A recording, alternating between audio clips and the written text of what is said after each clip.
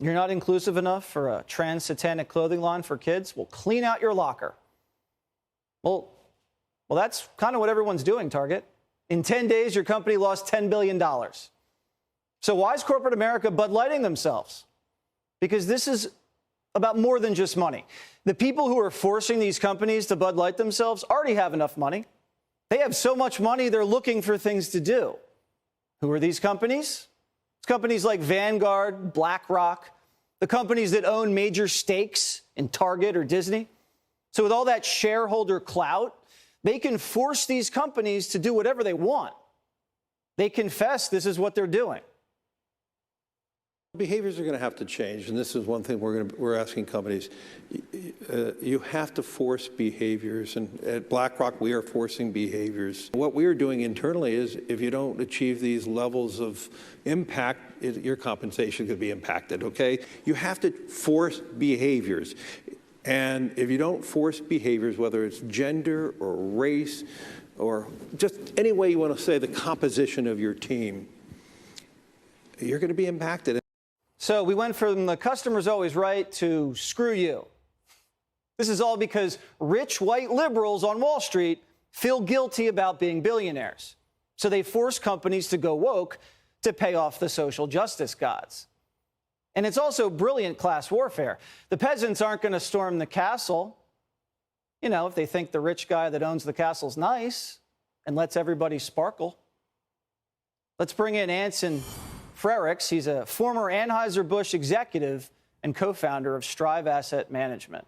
So how does this actually work? These guys are telling the truth? Jesse, thanks for having me this morning. I mean, here's how it works. It's pretty simple. You just have to follow the money. If you take a look at BlackRock, State Street, Vanguard, they manage $20 trillion worth of capital. But it's not their own money. This is the money of everyday citizens, firefighters, police officers, doctors, who generally have their money either via 401ks or, in a lot of cases, large pension funds. Large pension funds like the state of California, which manages the largest pension fund in the U.S., and the state of New York, and then European pension funds as well. And a lot of the politicians in those states, in California, for example, they recently have mandated those large pension funds that they divest from things like fossil fuels and oil and gas. And then when Bill de Blasio, mayor of New York, was there, did the same thing. But they also tell BlackRock, State Street, and Vanguard, if they're going to manage their money, they have to commit to things like ESG, diversity, equity, inclusion, and adopt firm-wide commitments that they therefore then force onto all the major companies in corporate America. So the governor of California, Gavin Newsom, says to a BlackRock, we're not going to send you our $100 billion state pension if you're going to invest in ExxonMobil. We're only going to send it to you guys if you guys are going to invest it in woke companies. And then that's what these places do. They invest it in these woke companies. They make them woker, and then everybody gets paid. You left Anheuser-Busch because of some of these shenanigans. What happened there?